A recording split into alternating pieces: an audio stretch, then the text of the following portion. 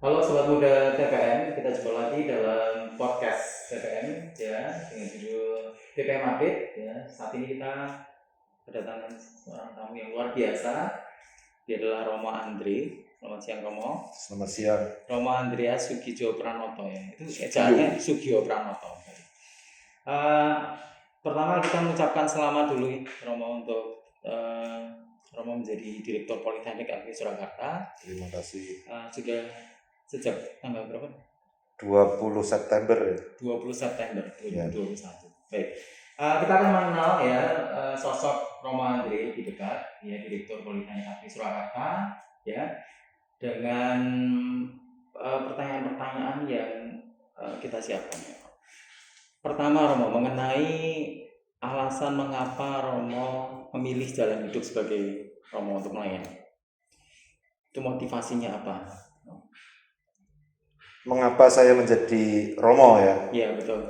Yang pertama, saya itu dulu saya datang dari keluarga Katolik. Ya. Dari kecil saya ya hidup saya ya di rumah dan di gereja juga. Saya aktif di Putra Altar, Misdinar, KUR di paroki. Jadi hidup gereja bukan sesuatu yang jauh dari diri saya gitu. Ya. Tapi seperti anak muda yang lain, setelah mulai dewasa ya kemudian gereja barangkali hanya seminggu sekali semacam itu. Tapi waktu saya kuliah, saya S1 di UGM, Teknik Sipil. Saat saya kuliah itu saya diajak untuk ikut live in. Live in itu kegiatan 1 minggu tinggal di satu desa, waktu itu di Kabupaten Gunung Kidul. Dan di situ saya baru pertama kali seumur hidup mengalami yang disebut dalam tanda petik kemiskinan. Saya bukan datang dari keluarga miskin, jadi saya ya miskin ya tahu karyawan saya miskin, tapi saya tidak pernah sungguh hidup di dalam kemiskinan itu, dan itu sangat menyentuh saya gitu. Saat saya mahasiswa saya sudah merokok, yang saya ingat rokoknya masih sama, rokok gudang garam. Dan satu pak waktu itu harganya Rp125. Ya. Dan suatu ketika dalam live in itu saya melihat seorang anak kecil, ya usia berapa sih? Mungkin belum 10 tahun lah gitu. Dia itu di hari sekolah gitu ya. Dia pulang dari hutan membawa kayu bakar gitu. Jadi dengan bahasa Jawa saya menyapa dia, kamu kok nggak sekolah? Ya satu-satunya pemahaman saya anak kecil kalau jam segini pasti sekolah kan. Iya betul. Dan anak itu mengatakan orang tua saya nggak punya uang. Satu-satunya sekolah dasar di desa itu adalah sekolah Katolik Kanisius. Dan karena kami mahasiswa kami punya akses kan ya. Saya kenal dengan kepala sekolahnya dan saya datangi. Uang sekolahnya berapa sih? 1 bulan itu Rp75. Jadi itu lebih murah dari rokok saya yang setiap hari saya hisap satu hari itu Rp125 gitu. Jadi di zaman itu Rp75 itu juga murah ya? Ya sangat murah. Sangat murah.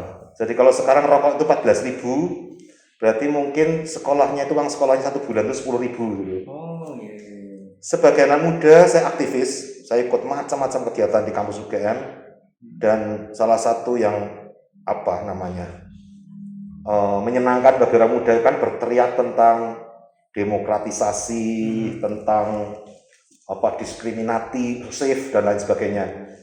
Dan itu sangat menyentuh saya ya, bahwa saya bicara soal keadilan sosial di kampus.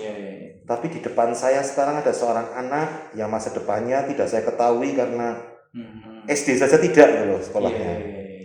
Itu menghantui saya sebagai orang muda. Saya pulang ke Jogja dan akhirnya saya mulai aktif bersama frater-frater Serikat Yesus mengurusi gelandangan-gelandangan di Jogja.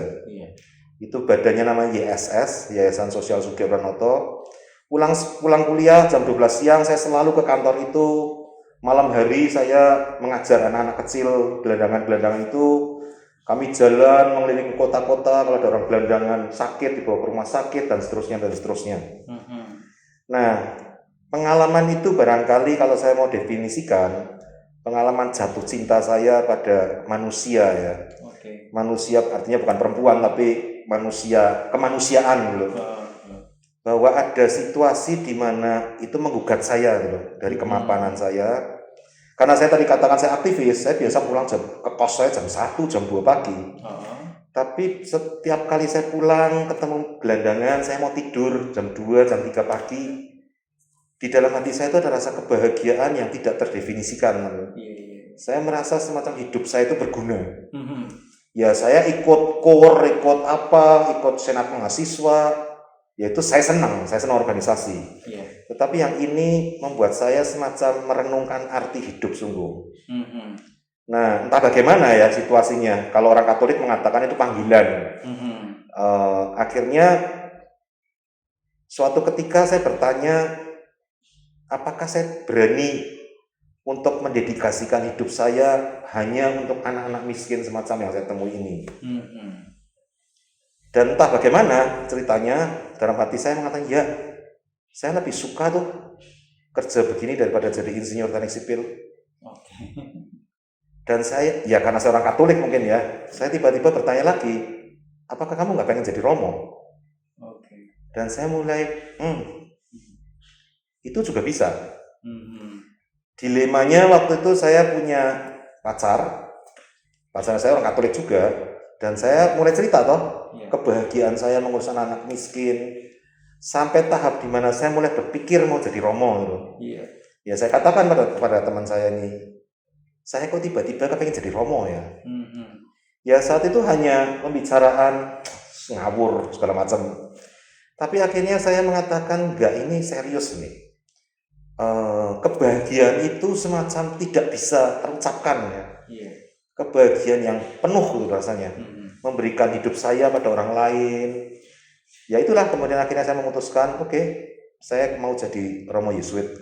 Ya, ini luar biasa sekali karena dari peristiwa yang sangat biasa ya Romo ya. Melihat seorang anak kecil dengan kayu di kepala itu bisa merubah hidup Romo. Terima kasih Romo. Nanti kita bisa kupas lebih dalam lagi untuk next sessionnya Romo ya. Gini Romo, sekarang kami ingin tahu juga mengenai, setelah tadi Romo pendidikannya S1 teknik sipil ya? Kemudian S2-nya di mana? Saya S2 di Regis University di Denver, Colorado di Amerika. Saya mengambil organizational management. Ya. Kemudian untuk S3-nya saya kembali belajar teknik sipil di Gajah Mada juga. Ya. Itu memang pilihan Romo ya, atau memang kondisi yang harus menentukan seperti itu? S2 pilihan saya. Ya. Jadi saya ditabiskan jadi imam. 1 tahun sebelum saya tabisan, referendum Timor terjadi. Ya.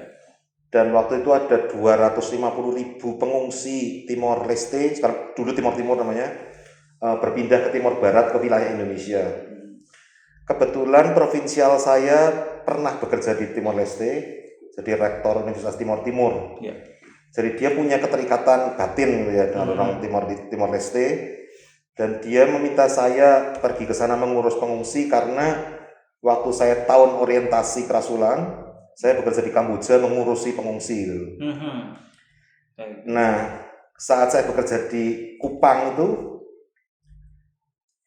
kebetulan kantor namanya JRS ya, Jesuit Refugee Service.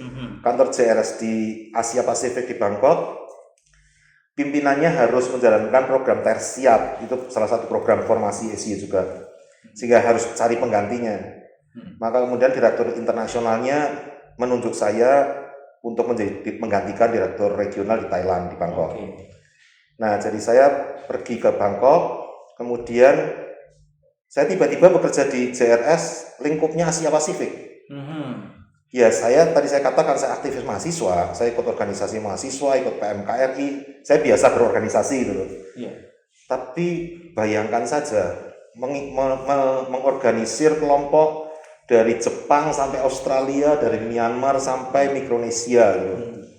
Itu sesuatu yang luar biasa besarnya gitu.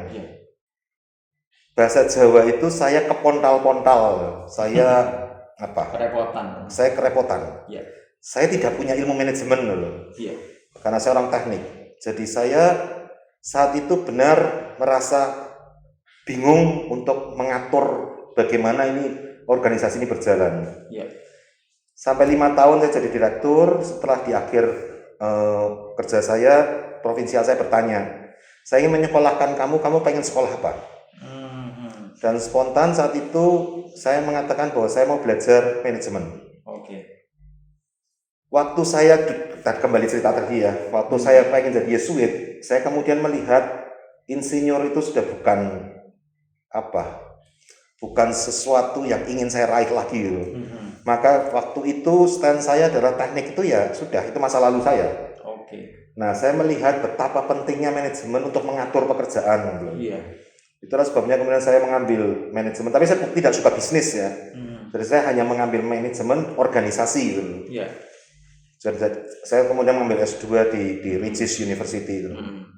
Nah, yang menarik sekarang Romo, ketika mengambil S3 untuk teknik sipil kembali ya, dan kemudian Romo menjadi direktur Politeknik Admi dan bekerja di yayasan ini yang kita pekerjaannya metal, desain dan seterusnya, yang mungkin berbeda dengan dunia teknik sipil. Pandangan Romo seperti apa pesannya? Apakah ini sesuatu yang ini menjadi masalah atau bagaimana? Saya kira tidak, karena ini kalau mau dikategorikan kan jadi rektor itu kan pekerjaan manajerial kan ya. Yeah. Bukan pekerjaan mengajar ilmu tertentu gitu. Yeah. Saya di Politeknik tetap bisa menggunakan ilmu saya karena ilmu dasar teknik, yaitu mekanika teknik, itu adalah keahlian orang-orang teknik sipil. Tetapi manajerial di mana saya dulu ambil S2 itu yang akan lebih saya gunakan untuk menjadi seorang direktur di Politeknik Admi ini gitu. Untuk mengatur pekerjaan, untuk mengembangkan Politeknik ke depan. Bahkan justru akan saling melengkapi ya Romo. Ya. Orang-orang yang punya sense of humor, ya kami bisa saling menertawakan. Orang mesin itu kan ukuran yang diketahui milimeter atau mikron. Orang teknik sipil yang diketahui adalah meter atau sentimeter. Iya, betul. Nah, di situ kalau kami yang terbuka, senang bergurau, ya kami selalu saling mengejeknya di situ. Oke. Iya. Slogan Romo yang Romo pegang sampai saat ini, kalau boleh tahu. Kalau bertanya slogan itu agak susah karena sekarang sudah kecampur-campur kan ya. Iya. Saya sudah lupa slogan pribadi saya. Saya waktu SMA saya punya slogan yang bukan SMA, S1. Saya punya slogan klub sepak bola. Saya lupa klubnya apa namanya. Nil satis nisi optimum. Tidak ada kepuasan selain menjadi yang terbaik. Oke. Gila kan ya? Gila. Itulah saya waktu saya S1 gitu. Yeah. Orang semacam itu. Jadi saya orang yang strive gitu ya, berjuang gitu ya. Sebelum saya mencapai apa yang ingin saya inginkan, saya tidak bahagia gitu. Oh gitu. Itu waktu waktu masih muda gitu ya. Kalau sekarang tentu saja saya terpengaruh sebagai Romo SY. Kalau tanya slogan ya ad maiorem Dei gloriam, man for others, semacam itu yang lebih membuat saya bernyala gitu. Iya, tapi dalam arti positifnya kan bisa berarti Romo mengerjakan segala sesuatunya yang sebaik yang Romo bisa kan. Iya, SY punya slogan magis gitu. Iya. Magis itu menjadi lebih baik. Gitu. Oke. Ya mengapa saya kerasan di SY ya karena SY nilai-nilainya sesuai dengan pribadi saya kan. Kalau saya orang yang tipe suci-suci mungkin saya masuk ke ordo yang lain yang lebih suci gitu. Oke, baik. Gini Romo pernah dulu menjabat sebagai Direktur Politeknik Admi Surakarta. Ya. Di tahun 2009 ya. Ya. Sampai 2013. 2012. 2012. Setelah itu kuliah dan setelah itu melanjutkan lagi sebagai Direktur Politeknik Admi Surakarta. Nah, apakah yang mendasari Romo untuk menerima tawaran itu lagi? Menjadi Direktur Politeknik Admi. Apakah ada kerinduan atau ada satu visi yang belum tercapai atau seperti apa? Ini Ratmono bertanyanya sulit karena saya harus membedakan saya sebagai Andre dan saya sebagai Romo Andre gitu. sebagai seorang Romo saya bergaul ketaatan kan. Jadi apa perintah pembesar itu ya saya buat gitu. Oke. Nah, jadi kalau mau ditanyakan apa perasaan, apa kerinduan, apa yang ingin dibuat ya saya ingin taat bahwa pembesar saya menyuruh saya kembali ke ATMI, ya saya kembali ke ATMI gitu. Tetapi kalau dari sisi akal sehat saja, bukan pribadi. Dulu saya diminta kuliah S3 karena ATMI diminta untuk membuka program S2. Untuk bisa membuka program S2 butuh dosen yang S3. Dan di sini tidak ada orang S3. Maka saat itu saya diminta kuliah S3 untuk mempersiapkan pembukaan S2 itu. Jadi kalau sekarang saya balik ke sini, tampaknya ya semacam kewajaran alamiah saja gitu. Iya, make sense. Baik, tapi kalau dari sisi kondisi Romo ya, kondisi dulu dan sekarang, apa kesan yang Romo tangkap? Bagaimana kondisi ATMI, Politeknik ATMI? Kondisi Politeknik ATMI sekarang ini menarik karena semakin besar ya. Iya. Dulu kan hanya 3 prodi, semuanya D3. Sekarang ada 6 prodi. Iya. Ada program D3, ada program D4 gitu. Iya. Jadi tentu saja semakin banyak prodi, tantangan semakin banyak kan ya. Tetapi juga yang menyenangkan, kita semakin membuka peluang bagi generasi muda lebih banyak untuk menuntut ilmu di sini. Tantangan seperti apa yang Romo maksud tadi? Tantangan seperti apa yang dihadapi oleh Poltek ATMI? Saya kira keunggulan Poltek ATMI itu pada bagaimana kita menemani anak-anak muda kita, mahasiswa kita. Iya. Pertama tentu saja dengan skill, tapi lebih-lebih dengan attitude atau cara hidup, sikap hidup yang baik gitu ya. Nah, mendidik satu orang kan jauh lebih mudah daripada mendidik 500 orang gitu. Betul. Seperti Ratmono, kalau anaknya cuma 1, mendidiknya lebih mudah lah daripada punya 3 anak gitu. Nah, tantangannya mungkin di situ. Mahasiswa yang semakin banyak, berarti kompleksitas pertemanan menemani mahasiswanya kan semakin banyak gitu. Itu tantangannya. Baik Romo. Menghadapi persaingan dunia industri dan juga dunia pendidikan Romo. Apa yang menurut Romo itu menjadi kekuatan ATMI sebenarnya? Posisi ATMI ada di mana? Kekuatan ATMI itu dalam merumuskan sikap yang harus dimiliki para lulusannya. Dan bukan hanya di slogan saya kira, tapi kita sama-sama di sini setiap kali kita kumpul itu yang kita bicarakan. Bagaimana menularkan sikap-sikap baik yang menurut kita baik kepada mahasiswa dampingan kita. Dan itu bukan sesuatu yang mudah. Kalau hanya, minta maaf bukan hanya, sulit juga. Kalau kita melatih skill saja, itu semua sekolah mungkin bisa. Tetapi bagaimana mendidik anak memiliki sikap hidup tertentu, itu susah dan saya yakin Politeknik ATMI bisa. Jadi kalau mau ditanya tentang persaingan, saya masih optimis karena kita punya tradisi panjang mendidik anak-anak muda ini. Jadi punya lulusan yang punya karakter baik dan punya mentalitas yang juga baik. Betul. Baik Romo. Nah, Romo kan pernah bekerja di Yayasan Karya Bakti, sebagai unit karya juga pernah. Kemudian sekarang menjadi direktur Politeknik ATMI. Nah, bagaimana Romo memandang tugas di kedua posisi ini? Apa yang menjadi kelebihan dan kekurangan mungkin dari menurut Romo? Bekerja di sebuah PT tentu saja tantangan paling besarnya itu kan mencari profit sebesar-besarnya kan ya. Betul. Jadi setiap hari ya berpikirnya tentang bagaimana membuat lebih efisien, membuat lebih baik supaya tidak ada kita bisa bersaing. Tapi terutama bagaimana kita bisa meningkatkan profit yang didapatkan oleh perusahaan ini. Bekerja di sebuah perguruan tinggi seperti ATMI itu harus sama sekali berbeda kan ya. Ini pekerjaan yang tidak berpikir tentang profit gitu. Tapi bagaimana mendidik anak muda gitu. Masing-masing punya tantangan, masing-masing punya kesulitannya. Bagaimana Romo melihat hubungan antara industri dan juga Politeknik Agni sebagai satu kesatuan atau di Yayasan Karya Bakti? Jadi dalam sejarahnya sebenarnya, atau bukan sejarah, dalam kenyataannya Serikat Yesus itu kan ordo religius ya. Jadi kami tidak mencari uang saja.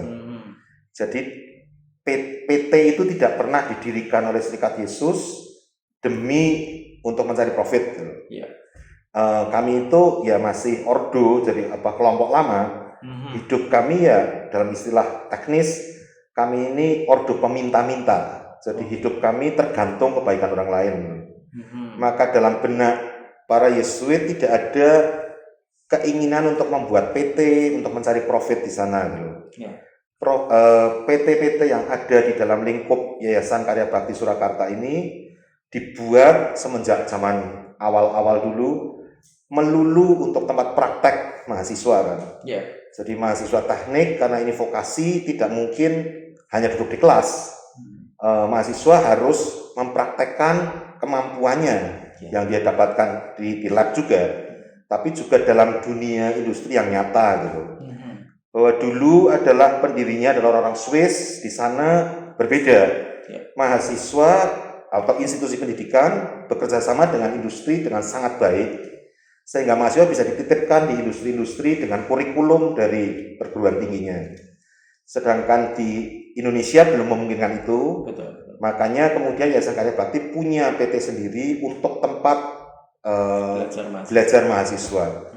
Bahwa perusahaan PT harus punya profit itu sudah nature alamiahnya begitu. Kalau perusahaan tidak bisa menghasilkan profit ya namanya bukan perusahaan. Jadi bagaimana kaitannya?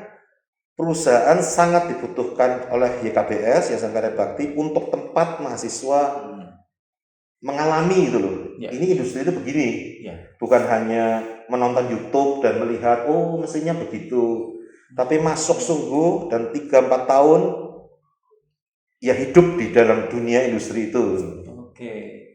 Berarti ini hubungannya harus sangat-sangat dekat ya. Betul. Karena PT atau perusahaan industri di Agni itu sebagai tempat belajar mahasiswa.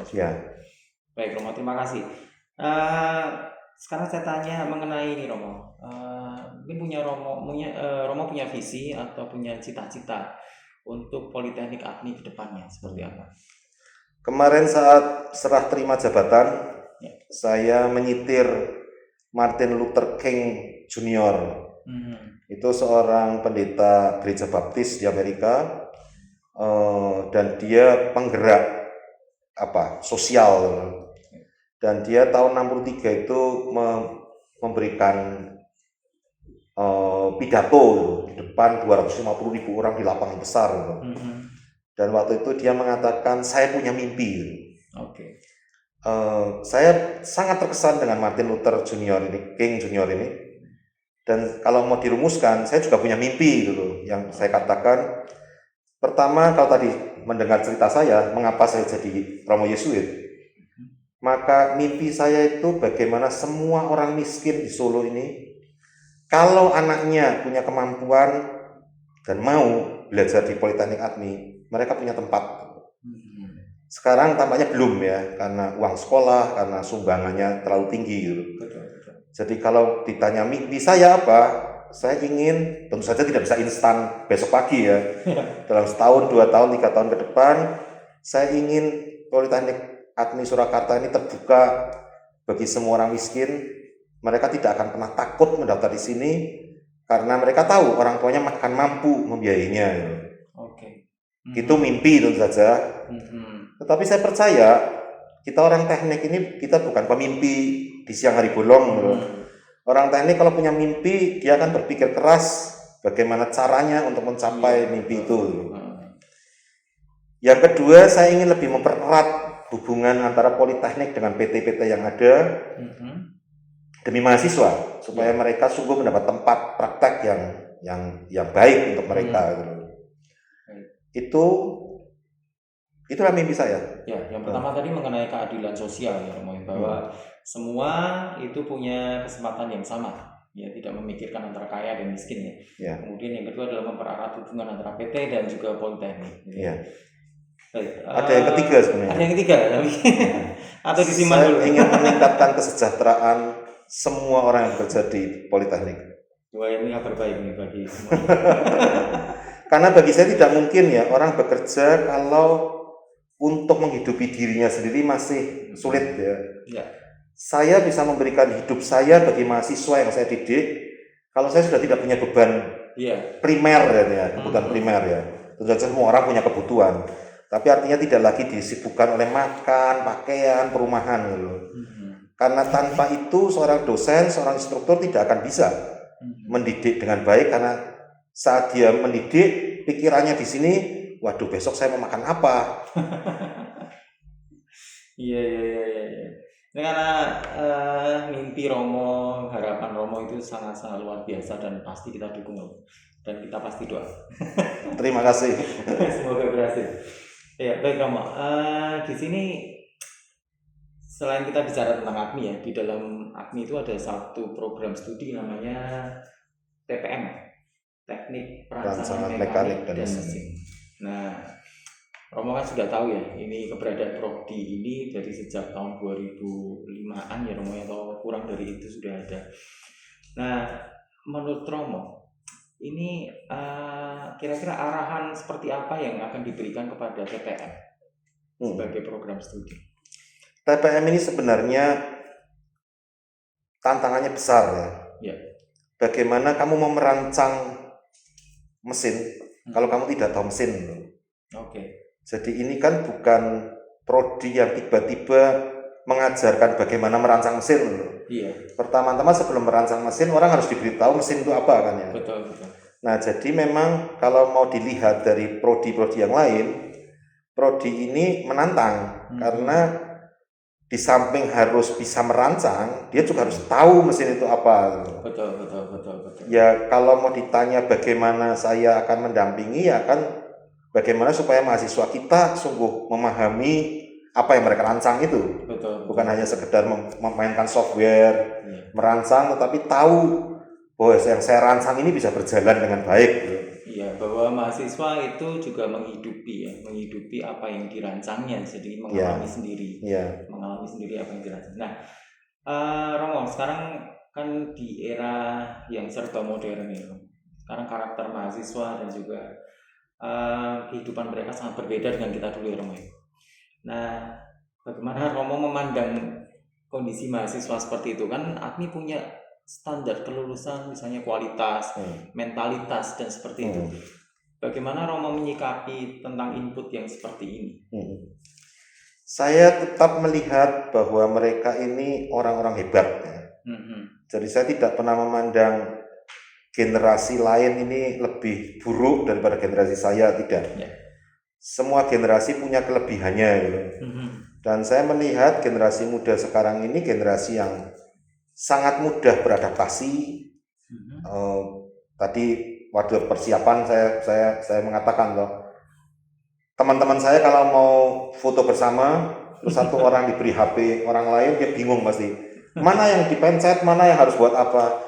Tapi anak muda sekarang tidak. Mereka diberi apapun dia langsung dengan cepat tahu, cepat mempelajarinya. Karena dari kecil mereka sudah terbiasa dengan itu. Itu kelebihan yang luar biasa. Bahwa mereka sekarang ini hidup di revolusi industri 4.0. Otomasi. Internet of Things. Itu kan sesuatu yang luar biasa yang tidak bisa dicapai oleh generasi saya. Tadi kami bercerita sebelum wawancara ini dengan Romo Istanto. Dia mengatakan dia bertemu dengan teman SMP-nya dan sudah 50 tahun tidak pernah bertemu gitu. Saya tertawa. Masa nggak punya WA group? Nah, itu lihat, saya generasi yang berbeda, saya sudah punya pendekatan yang berbeda kan ya. Bagaimana mungkin saya kehilangan teman-teman kecil saya? Sekarang semuanya ada WA grupnya masing-masing. Generasi mahasiswa kita mungkin ada sesuatu yang lebih daripada saya lagi toh. Yang tidak pernah saya pikirkan, seperti Romo Istanto tidak pernah memikirkan, oh iya ya, kenapa tidak mengumpulkan teman-teman SD, SMP dengan WA group misalnya. memandang bahwa ini kan sesuatu yang berbeda ya, Bang. Betul. Kalau zaman dulu kan bukan mahasiswa ya. Kalau pendidikan itu identik dengan disiplin, ketegasan, marah dan seterusnya ya, hukuman dan seterusnya. Dengan melihat situasi kondisi mahasiswa saat ini, pendekatan seperti apa yang itu sebaiknya dilakukan dengan tujuan yang sama tadi untuk mendidik mentalitas mereka. Iya. Bagaimanapun juga mental tidak boleh berubah. Ya. Jadi di industri mental kerja keras, jujur, disiplin itu tidak lekang dengan generasi itu ya. Generasi muda sekarang pun kalau mereka tidak punya nilai-nilai ini, tidak bisa menghidupi nilai-nilai ini, mereka tidak akan laku di industri kan. Bagaimana mungkin saya mempercayai orang memimpin perusahaan saya kalau dalam hal kejujuran uang pun saya masih ragu-ragu. Contohnya itu ya. Bagaimana saya mempercayakan orang menjadi pimpinan kalau dia bukan pekerja keras. Nah, itu kan ada nilai-nilai universal ya. Jadi seperti di luar dunia teknik, misalkan nilai hak-hak asasi manusia, itu mau generasi manapun ya tetap sama toh. Betul. Manusia yang harus dihormati haknya. Demikian juga nilai sikap attitude lulusan zaman sekarang pun saya kira masih sama. Cara menyampaikan nilainya itu mungkin yang berbeda ya. Kalau zaman dulu mungkin dengan kekerasan, zaman sekarang tidak boleh itu lagi. Tapi bahwa kita harus punya cara tertentu sesuai dengan generasi sekarang ini agar outputnya tetap memiliki sikap yang sama itu. Nah, cara yang dibahas Romo tadi, cara ini akan dirumuskan oleh Romo atau misalnya kita menerapkan satu metode tertentu yang sudah dilakukan. Apakah ini itu akan berubah atau tidak misalnya dalam hal pendekatan seperti ini? Kalau dalam pendekatan cara harus berubah. Kalau tidak akan sesuai dengan zaman loh. Cuma memang harus cara itu kan harus dievaluasi ya. Betul. Dulu kita mendatangkan instruktur dari Swiss untuk menularkan cara kan ya. Tapi zaman itu dulu. Dan terbukti memang lulusannya diminati oleh industri sesuai dengan dunia industri dulu. Jadi kalau sekarang tentu saja yang tidak boleh kita lupakan itu kan kita punya semboyan orang teknik ya, trial and error. Betul. Itu yang harus kita buat. Kita tidak boleh takut mencoba. Coba dilihat hasilnya bagaimana. Kalau tidak baik, ya mari kita evaluasi toh. Kalau sudah baik, mari kita tingkatkan lagi itu. Oke, Romo, terakhir. Mungkin Romo punya pesan atau arahan untuk para karyawan dan juga instruktur Politeknik Admi. Bagaimana bisa mendukung visi Romo tadi? Yang pertama saya menginginkan semua dosen, instruktur, karyawan Politeknik Admi itu bekerja dengan cinta ya. Yang kita hadapi ini manusia, mahasiswa. Kita bukan bekerja di pabrik yang mengubah material ya, tapi kita mau mengubah manusia. Cinta bagi saya nilai universal yang paling tinggi derajatnya ya. Jadi orang mau seperti apapun kalau melakukan sesuatu dengan cinta, orang lain akan melihat dan merasakan itu. Dan pengaruhnya tentu saja akan sangat besar, terutama pada mahasiswa ini loh. Jadi orang boleh berbeda pendapat, tetapi kalau yang satu tetap didasari rasa cinta, itu tidak akan sampai menimbulkan konflik atau apa yang besar-besar. Jadi itu yang akan saya tekankan kepada rekan-rekan kerja saya. Marilah kita lebih mencintai dan terus lebih mencintai para mahasiswa kita. Karena dengan mencintai kita bisa menjadi lebih bahagia, gitu ya Romo ya. Bisa lebih kreatif, bisa lebih penuh energi. Oke, banyak sekali keuntungannya. Nah, Romo, pesan untuk mahasiswa dari Romo. Kesan ya. Pesan. Oh pesan. Iya, mungkin nasihat, pesan dan seterusnya. Saya kan mengajar juga ya. Dan terutama di zaman pandemi ini mengajar secara online begini membuat saya sungguh berpikir tentang apa tuh hakikatnya mengajar itu. Betul. Ternyata kan ya jalan tapi kan ya tidak optimal menurut saya gitu loh. Jadi pesan saya untuk para mahasiswa saya, jangan menyerah dengan keadaan. Jangan, bahasa Inggris itu blaming ya, menyalahkan. Gara-gara pandemi saya jadi begini, gara-gara instruktur saya jadi begini gitu loh. Ya kita manusia, kita punya tanggung jawab pribadi untuk mengembangkan diri kita. Orang luar, situasi luar boleh mempengaruhi saya, tapi hanya porsinya kecil sekali ya. Porsi paling besar adalah saya sendiri yang mengubah hidup saya. Ini cocok seperti quotes yang pernah saya baca, Romo. Jadi 10% 90%. Jadi 10% itu memang kenyataan yang terjadi, tetapi 90% yang menentukan hidup adalah bagaimana kita bereaksi terhadap kenyataan itu. Ya. Romo setuju ya? Setuju. Terima kasih. Terakhir Romo, jadi terakhir terus ini. Kita sebenarnya pengen ngobrol lama nih Romo. Satu kata atau satu kalimat untuk TPM.